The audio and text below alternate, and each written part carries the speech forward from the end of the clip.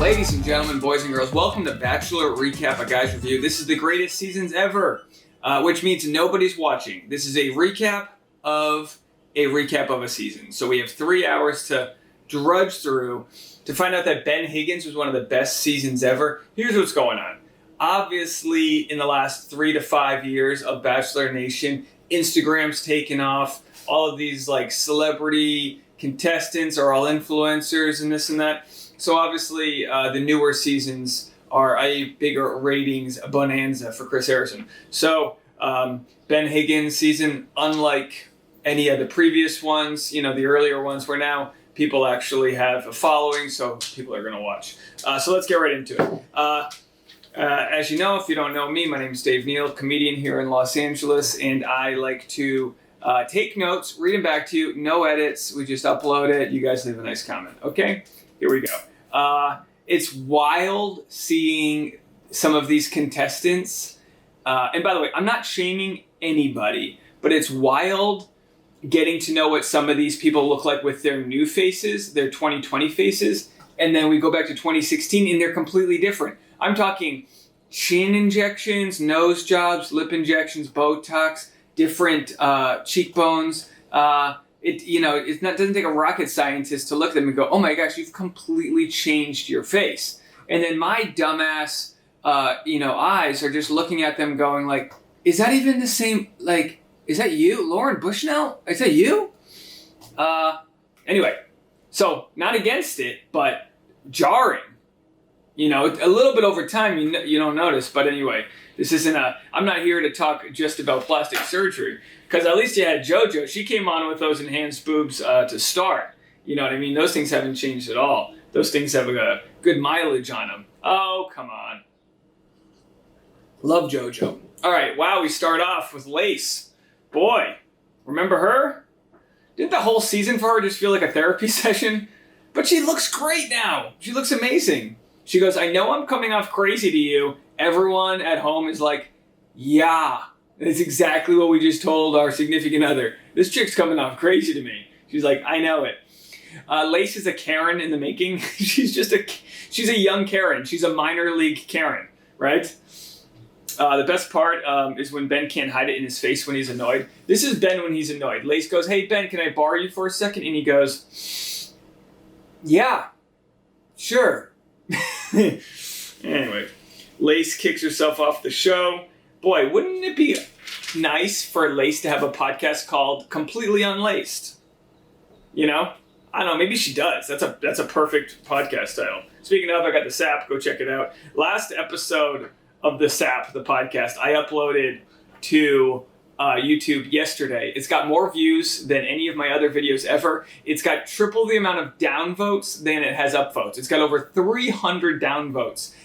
There's a whole Twitter group of people that hate everything I said. It's actually fascinating. If you guys are looking for some entertainment, read the comments in the description. It's like the left hates me, the right hates me. Oh boy. And to think I do this to win your approval. Olivia's turn. Okay, I love Olivia. I loved Olivia during the show, and I loved her even more watching her Instagram stories after, because you realize they really painted her out to be someone that she wasn't. We made fun of her smile, but it was a nice smile. She had a big smile. I never bought her being the villain. I never bought Olivia as the villain. I bought her as a sort of confident, she got the first impression rose. When you get the first impression rose, you're a target. And unfortunately, she wasn't prepared to be unliked by other people. I totally get that. Oh yeah, someone leaves me a negative comment, it throws my day off.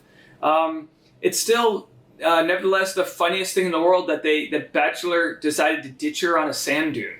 That is the funniest Bachelor exit of all time. She's on a sandbar in the middle of the ocean, not a floating pig in sight. She's just hanging out there. You don't see a boom operator, a production assistant. They literally flew away. Now, we all know the production. They didn't fly away. They probably pulled up, circled around, then picked her back up and got her first class ticket home. Nah, they didn't get her first class. We know Chris Harrison. Anyway, she started a podcast called Mouthing Off to combat everyone making fun of her. This is brilliant. This is how you parlay negative energy and you just roll with it. You go, you know what? You don't like my mouth? Then I got a podcast called Mouthing Off. That's, good for her. it's true that The Bachelor, the TV show in general, the producers, they decimate people's character, then they just move on. It's a tornado, you know? And it's kind of annoying that Chris Harrison takes zero responsibility. Isn't that annoying? Because he goes, I'm so sorry that you were treated this way.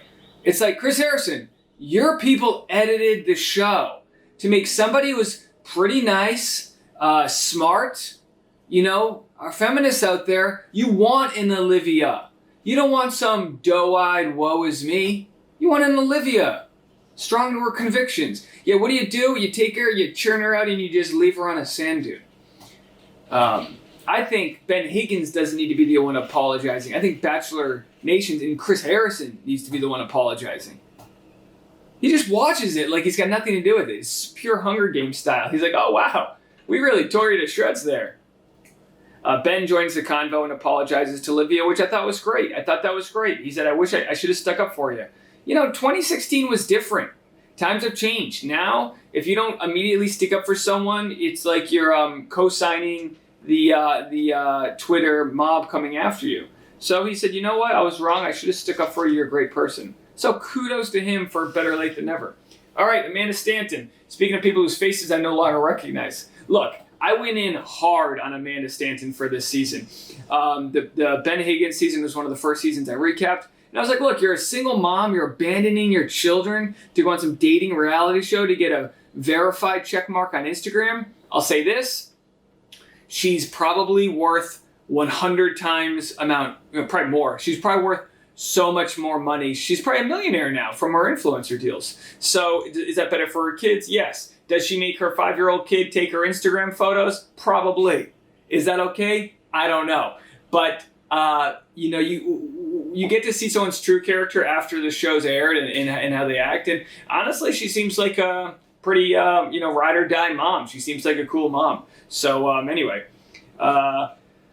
she had boosted her career. And I was raised by a single mom too, till my mom remarried. Shout out to Luke. We love you, stepdad. But you know, I was raised by a single mom too. So maybe there's a part of me that was looking at it like, hey, go home and just mother your child. Like my mom didn't get to go on The Bachelor. She was too busy working a full-time sales job. You know what I mean? With a pager. And she had to pull over on the side of the road to make a phone call back in the day. Life seems a little bit easier now. Okay, when it comes to awesome, drama-free contestants, we have Kayla, right? Beautiful. She just radiates positivity. And now she's engaged. She met a cool dude. They look happy, so I'm happy for her. She's got a travel blog. Good for her. Caelynn and Dean, that is a strange match. Caelynn and Dean is a strange match. We love Caelynn, but we're just overlooking the fact that she, like, smeared, what's-his-face through the mud. I can't remember his name. You know what I'm talking about. On Bachelor in Paradise, she smeared what's-his-face. It was all edited, like she lied. She basically lied to his face. I don't want to get into all of it. This caused a fight between me and Tasha because she thought I was like sticking up for, you know, she thought I was like throwing Caelynn under the bus. I'm like, she seems like the type who like plays the victim in any circumstance. Hey, I'll give her the benefit of the doubt. She's with Dean. They're living that van life. Hashtag domestic partnership. I love Dean. Dean's funny. He's funnier than I remember. He doesn't want the government to get involved in his wedding. That's what I love. He's this tinfoil hat. I don't want to get the government involved. Dean, I wish that worked for my relationship. No, honey, I don't want to get the government involved. She's like, you're going to get a diamond ring involved right on my ring finger. Lauren Bushnell, the winner.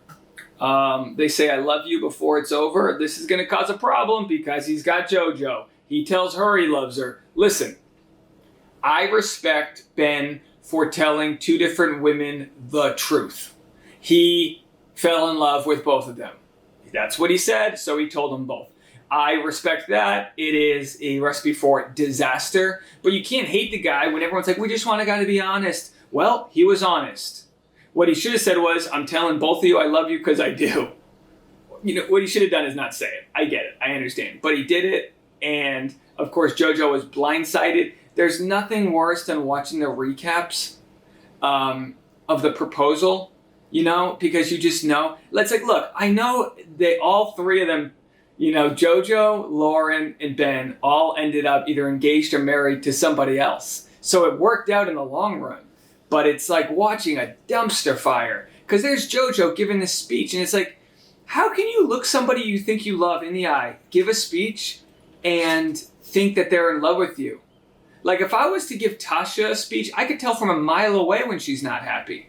So there Ben is biting his tongue, and she's saying, JoJo's saying, I'm your best friend, blah, blah, blah, or ride or die. And then Ben's like, hold my mimosa. It's just like, it's always shocking to me. But then again, they got the production, they're nervous, like, who knows? I mean, like I said, I shared my proposal story last week, which, by the way, I uploaded a couple videos ago. I actually uploaded the video of me looking at the camera right before my proposal. If you haven't watched it, it's funny. I'm stumbling around. I'm an idiot. I'm bleeding. It's a whole thing. So if you want to go find that, actually, I'll put a link right here. I'll put a link right there for it. So there it is, folks. That's the technology. So there it is. Go watch that. Anyway, let's move along. So it's brutal watching JoJo give her speech, and Ben just stands by waiting. She goes, I love you. I trust you. And then Ben's response, he goes, that's what he says. He goes, with you, it was real. And that's when you start to realize that you're being dumped, when they start putting past tense. It was real. We had a good time. I loved every moment of it. You're like, Jesus, what the hell? Oh boy, so raw, so hard to watch. I felt bad for JoJo, then I remembered how wealthy her family is. She comes from a wealthy family. Make sure this is still recording. Okay, we're at 12 minutes already. I gotta fly. She comes from a super wealthy family. You know what I mean? And look, wealthy, okay. Money can't buy happiness. Come on, you know what I mean? You know what's worse than being dumped is broke, because then you got to go to some stupid job you don't want to go to. Like JoJo's not out working at a Dairy Queen. She flips houses, which means her parents gave her enough capital to buy a home, flip it. It's just systematic transfer of wealth. We'll get into that later. I like JoJo. What I've learned is you can't fault someone if they're born into money. She seems like a sweet person. Oh, I bet she's a tough one to argue with, though. But boy, I bet she is a freak in the sheets. Moving on. Because I don't think Ben's a freak in the sheets. This is what Ben's face looks like when he's finishing. Why couldn't Ben have both women? Why couldn't he say, look, this is not traditional, but Neil Lane, can we get a couple extra rings in here? I love both of you. Let's see if we can all work together. Menage a trois, house of three. You want to flip a house? Put 3 people in it. Carpool. Yeah, carpool lane. There you go. HOV. Yeah, you know me. Ben on engagement. Boy, this is the good stuff. I didn't want to do this recap because last week's recap was the lowest viewed recap I've ever made. But then I got to remember, no one's watching this season, and I'm going to just stick through and do it because I'm on unemployment, and I haven't performed stand-up in 3 months because we're in a global pandemic, and Los Angeles is still pretty much shut down. Ben's current relationship looks pretty cute. What's crazy is that he slid into her DMs. This is 2020, folks. This is how relationships work. Ben saw a hot chick from Tennessee, screen grabbed her photo, sent her a message on Thanksgiving. He was like, oh, she'll be home with her family. She'll be feeling love. I'll send her a message. He's got that verification. He's got the blue check mark on his Instagram. Slides in her DM. That's life. That's life. Next week's episode, we got JoJo. I guess I'm going to keep on doing these recaps, but I would appreciate it for everybody watching to hit the like button, hit the subscribe button, and leave a comment. It helps the algorithm. It helps more people see it. I didn't even mention it, but this is the first time in a couple seasons that I'm doing a morning after recap. I bust my butt to get these recaps up the night of, but it's in Los Angeles. Obviously in LA, I'm watching it from 8 p.m. to 11 p.m. Then it's not uploaded, and I'm not done till 1:15 in the morning. So I'm a little over that nonsense, especially for a couple hundred views. So show me some love. Cheers. And if you love what we do here, I've got the podcast, the SAP. It's sexactuallypodcast.com. Just type the SAP anywhere you watch podcasts, or hit one of these playlist buttons, and you can watch us get completely obliterated by the comment section. Ooh, it hurts to watch. Hey, but I got 50 new subscribers out of it, so bring it on. All right, bye guys.